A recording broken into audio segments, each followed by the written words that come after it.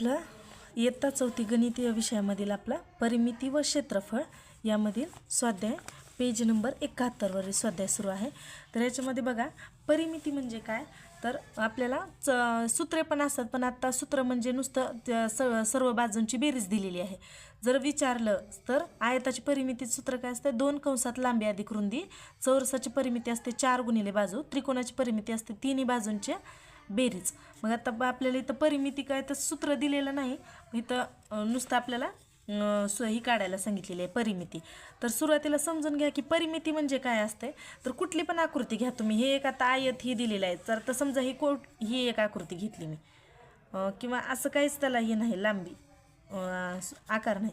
जर असं परिमिती घेतली आणि ह्याच्या बाजू दिल्या 1 1, इथं 2 2, असे 3, अशा जर बाजू दिल्या आणि ह्याची परिमिती विचारली तर आपल्याला सूत्र माहिती असण्याची गरज नाही। तर ह्याच्यामध्ये काय करायचं असतं, तर ह्या सर्व बाजूंची बेरीज म्हणजेच ह्याची परिमिती होते।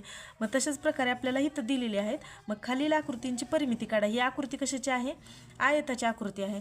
मग आपल्याला आकृतीचं नाव माहिती नसलं तरी पण आपल्याला सूत्र माहिती नसलं तरी काढू शकतो। परिमिती म्हणजे ही जे रेषा असतात, हे रेषा, ह्या रेषेची लांबी म्हणजे परिमिती असते।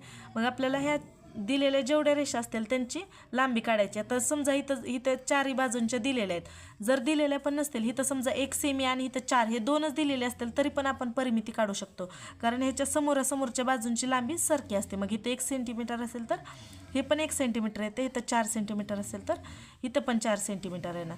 पण इथं माप दिलेले आहेत, त्याच्यामुळे नुसतं आपल्याला काय करायचे आहे, याची परिमिती काढण्यासाठी बेरीज करायची आहे। मग इथं बघा ही वरची बाजू किती आहे, ही 1 अधिक ही इथली समोरची 1 अधिक 4 अधिक 4, म्हणजे ह्या सर्व बाजूंची बेरीज म्हणजे ही परिमिती असेल आपली। आणि सेंटीमीटर पण मध्ये पण दिलेलं आहे, माप पण बदलायची गरज नाही आपल्याला।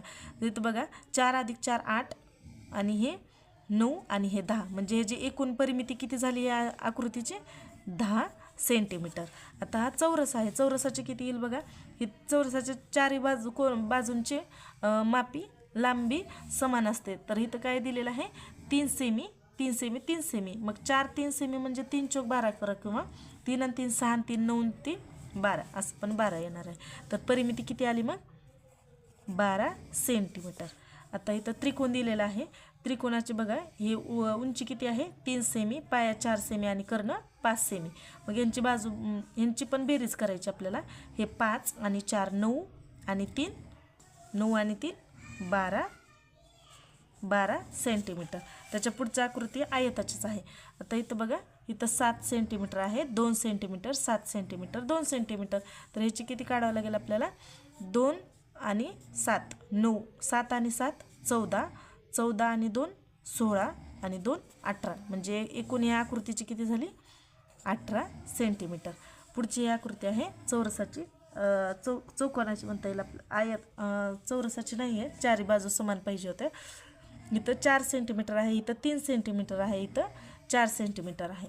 मग ह्यांची पण बेरीज करायची, हे 4 आणि 4 8 आणि 3 11 आणि 3 14, म्हणजे याची परिमिती किती येईल, 14 सेंटीमीटर। आता इथं खाली बघा एका आयताकार शेताच्या बाजू 150। आता इथं बघा हे चुकवण्यासाठी जर असे शब्द दिले, आयताकार शेत असू द्या किंवा काही पण देऊ द्या दुसरं, तर आपल्याला माहिती फक्त काय पाहिजे, हे आयत आहे। मग आयताचं कसं असतं माहिती आहे का, आयताचं वैशिष्ट्य काय आहे, ही जर आयताची बाजू असं आयत असेल तर ह्याच्या समोरासमोरील बाजू समान लांबीची असतात, आणि हे लांबी म्हणतो आपण आयताची, आणि ही जी छोटी असते त्याला आपण रुंदी म्हणतो।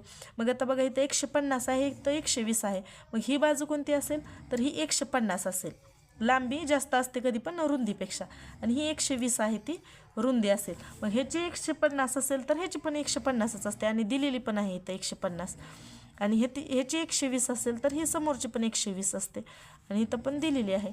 मग काय म्हणले, तर त्या शेताची परिमिती काढा। मग आपल्याला ह्या चारही बाजूंची बेरीज करावं लागेल, म्हणजेच 150 अधिक 150 अधिक 120 अधिक 120 यांची बेरीज करावं लागेल।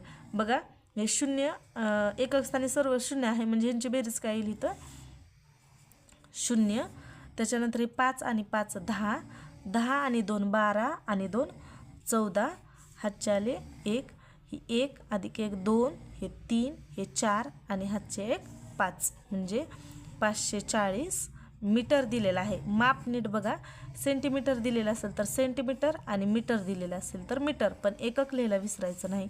तर इथं दिलेलं आहे मीटर, म्हणून याचं उत्तर काय येईल 540 सेंटीमीटर. तर आपला हा स्वाध्याय संपलेला आहे. व्हिडिओ आवडल्यास नक्की लाईक करा आणि सबस्क्राईब करा. व्हिडिओ बघितल्याबद्दल थँक्यू.